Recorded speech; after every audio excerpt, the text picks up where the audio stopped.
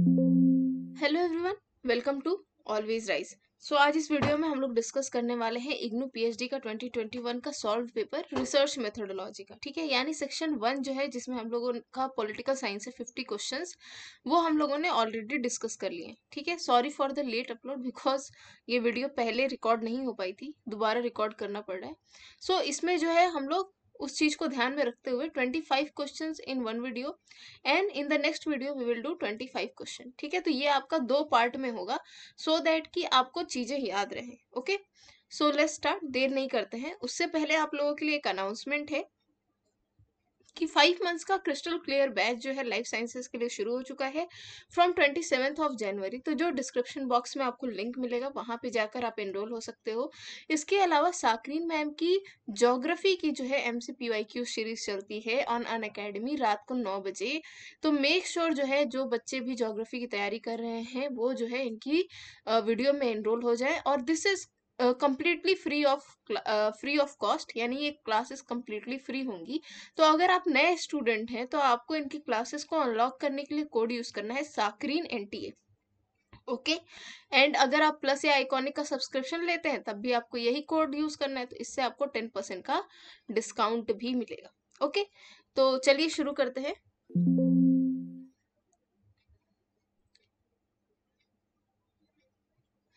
तो this is आपका research methodology और सबसे पहला क्वेश्चन है आपका बच्चों कि who among the following is associated with the concept of falsifiability, यानी फाल्सिएबिलिटी का जो कंसेप्ट है वो किस उनमें से कौन से ऑथर जो है एसोसिएटेड है।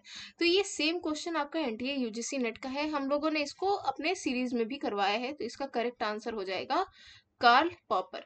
अब कार्ल पॉपर की एक बुक थी लॉजिक ऑफ साइंटिफिक डिस्कवरी, इस चीज को ध्यान में रखना है, लॉजिक ऑफ साइंटिफिक डिस्कवरी, जो कि 1934 में रिलीज हुई थी। उसमें इन्होंने फाल्सिएबिलिटी के कंसेप्ट को डिस्कस किया है। नेक्स्ट क्वेश्चन है आपका making a general statement from a specific observation is an example of, यानी अगर आप स्पेसिफिक ऑब्जर्वेशंस कर रहे हो और उसके थ्रू जो है आप कोई जनरल स्टेटमेंट देते हो तो जो है ये कौन से आपके रीजनिंग में आता है, क्रिटिकल, क्वांटिटेटिव, डिडक्टिव या फिर inductive. So specific to general और जनरल टू स्पेसिफिक। ठीक है, तो स्पेसिफिक टू क्या हो रहा है, जनरल हो रहा है, तो करेक्ट आंसर हो जाएगा आपका इंडक्टिव। अगर यहीं पर आपका होता कि मेकिंग अ क्या कहते हैं, मतलब अगर जनरल स्टेटमेंट जो है आप कर रहे हो और उसके थ्रू जो है आप एग्जाम्पल्स को, ऑब्जर्वेशन को फाइंड आउट कर रहे हो, तो वो आपका डिडक्टिव हो जाता है। ठीक है, तो इस चीज को ध्यान में रखना है आपको।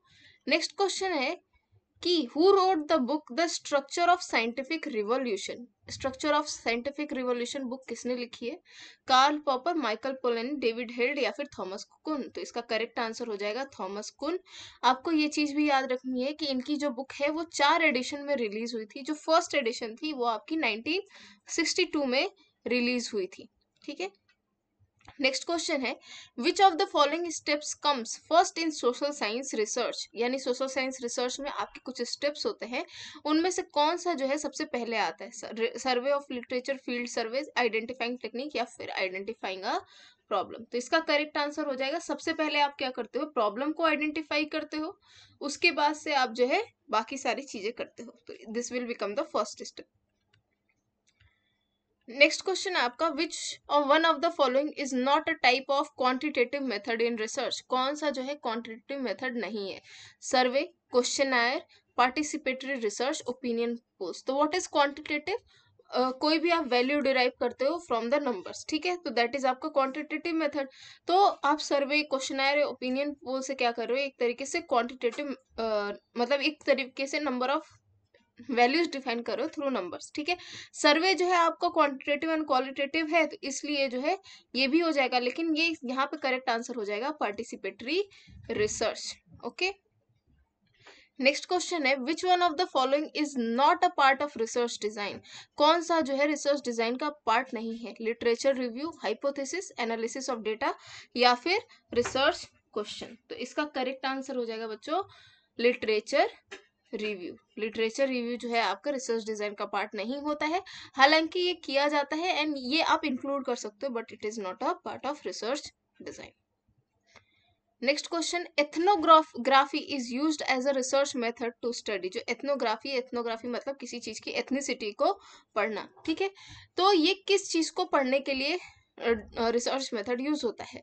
रीजन, इकोनॉमी, स्टेट या फिर कल्चर? तो ऑब्वियसली इसका आंसर हो जाएगा कल्चर, क्योंकि आप एथनोग्राफिक यानी एथनिक स्टडी कर रहे हैं। नेक्स्ट क्वेश्चन है आपका, a peer reviewed journal means. तो जब आप लोग पीएचडी में एडमिशन लोगे उसके बाद से आपको अपने पेपर पब्लिश करना होगा, तो वो जो है आपका पीयर रिव्यूड होना चाहिए। तो आपसे पूछा जा रहा है what is peer reviewed journal?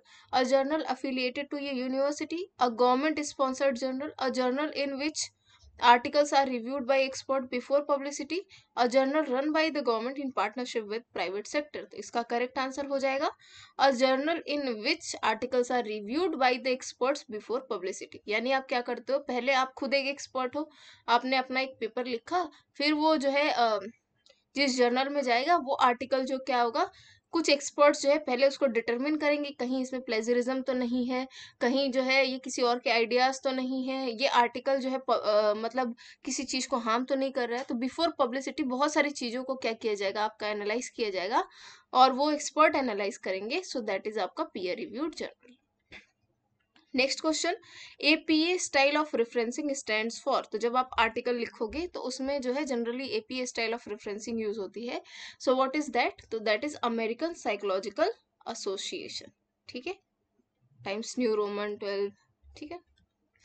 Next question है आपका, primary source in research means. तो प्राइमरी सोर्स का क्या मतलब होता है बच्चों, कि आपने जो है डायरेक्टली क्या किया है, बिल्कुल रॉ डेटा को क्या किया है, कलेक्ट किया है, ठीक है। वो डेटा आपने किसी और सोर्स से नहीं लिया है, डायरेक्टली आपने लिया है। तो यहाँ पर करेक्ट आंसर हो जाएगा data directly collected by the researcher. Next question है आपका, ethnography is use to study. Same question है आपका, ऑप्शंस अलग अलग हैं, तो ये हो जाएगा कल्चर, ठीक है। आई थिंक ऑप्शन भी सेम ही है बट स्टिल कल्चर। ऐसे ही आपको बहुत सारे क्वेश्चन रिपीटेड मिलेंगे with the same option. What is snowball sampling? तो स्नोबॉल सैम्पलिंग क्या होती है? तो स्नोबॉल सैम्पलिंग मतलब सपोज दो लोग हैं, अब उनके जो रिस्पोंडेंट्स हैं उनके थ्रू जो है बाकी सारे रिस्पोंडेंट्स होंगे, तो उनके जो रिस्पोंडेंट्स ने जो इन्फॉर्मेशन आपको दी है उसकी बेसिस से आप क्या कर रहे हो, बाकी सारे रिस्पोंडेंट से क्या कर रहे हो, इन्फॉर्मेशन को गैदर कर रहे हो। तो इसका करेक्ट आंसर हो जाएगा contacting the respondents on the basis of information of other respondents। यानी अन्य प्रतिवादियों की सूचना के आधार पर प्रतिवादियों से संपर्क करना। Next question, Gandhian approach to study Indian politics focuses on. तो इसका करेक्ट आंसर हो जाएगा decentralisation of power. Directive principle of state policy में गांधीयन प्रिंसिपल क्या है? That is Panchayati Raj institutions, right. Next question, what is the core element of a study in systemic approach. तो systemic approach ये आपके सिलेबस में भी है, इग्नू का जो हम लोगों ने कल डिस्कस किया था, ठीक है। और इग्नू की एक पर्टिकुलर पीडीएफ फाइल भी है, तो अगर आपके पास वो है तो ठीक है, अगर नहीं है तो एक बार हमें बता देना, तो आई विल प्रोवाइड यू, ठीक है। कमेंट सेक्शन में आप हमें बता देना। Consensus building, disintegration of political system, division of power या सेपरेशन ऑफ पावर। तो उसमें जो है उस पीडीएफ में बहुत अच्छे से इस चीज को नहीं दिया हुआ है, मतलब सिर्फ ये वाले क्वेश्चन को, अभी और भी आएगा।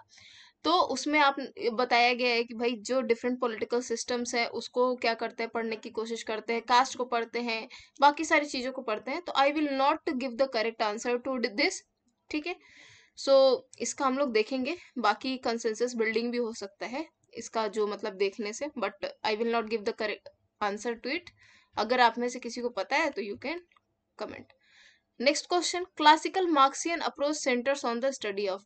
सेम आपका सिलेबस में है, तो ये हो जाएगा आपका डिटर्मिनेशन ऑफ क्लास, क्योंकि रिलेटिव ऑटोनॉमी ऑफ कल्चर पे नहीं है, क्लास हार्मनी की बात तो बिल्कुल नहीं करता और कल्चर पे नहीं है, ये डिटर्मिनेशन ऑफ क्लास हो जाएगा। सिलेबस से क्वेश्चन है, इस चीज को ध्यान में रखना है आपको। Subaltern studies approach in India was introduced by. Subaltern studies, ये क्वेश्चन हम लोगों ने शायद किया है एक बार, I am not sure. Ranajit Guha ने जो है इसको इंट्रोड्यूस किया था 1980s में इन इंडिया। तो इसको याद रखना है, subaltern studies. Next question, when a researcher divides the population into a sample it is called. एक पॉपुलेशन है उसको सैंपल्स में डिवाइड कर दिया, तो इसको क्या बोलेंगे, इसको बोलेंगे हम स्ट्रेटिफाइड सैंपलिंग, ठीक है। तो correct answer will be stratified sampling. Next question है आपका, in participant observation a researcher joins the group he studies, participates in seminars, participate in decision making process, participate in group discussion. तो देखिए यहाँ पर पूछा गया है पार्टिसिपेंट ऑब्जर्वर है तो वो क्या करेगा, तो वो जो है उस ग्रुप को ज्वाइन कर लेगा जिस ग्रुप में को वो स्टडी कर रहा है, ठीक है। तो यहाँ पर बाकी सारी चीजें भी हैं आपके कंपोनेंट, लेकिन उसकी खुद की स्टडी का नहीं है, तो इसलिए इसका correct answer through the option होना चाहिए, join the group he studies and he participate in those studies. Next question, quantitative data are. Quantitative data क्या होता है, अभी हम लोगों ने इस चीज को बताया था, values defined in the form of number, so that is आपका quantitative data.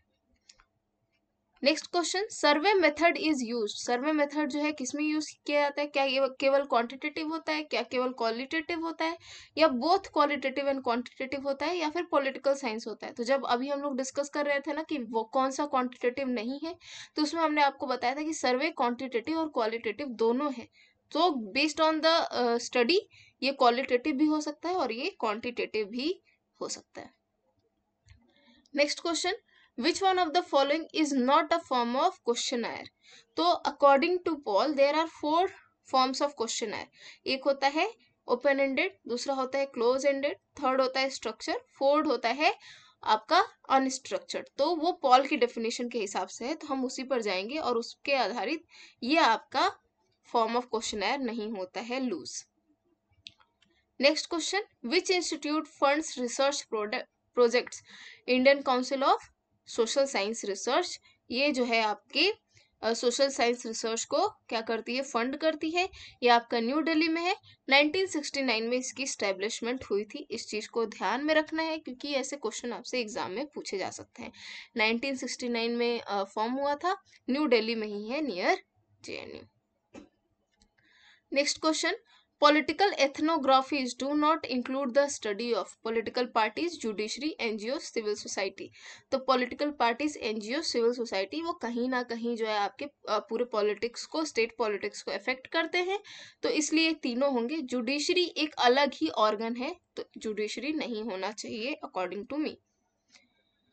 Next question, in systemic framework political system is. ठीक है, तो ये भी आपका सिलेबस से, डायरेक्ट सिलेबस से क्वेश्चन है और ये जो है आपका इग्नू की उस फाइल में भी दिया हुआ है।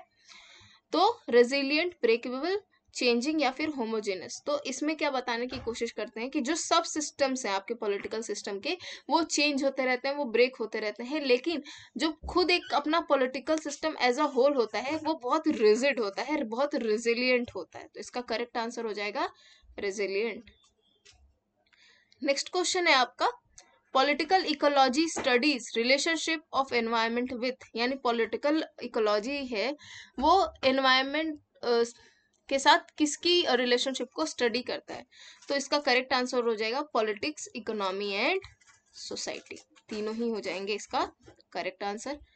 Last question for today, this was the last question for today.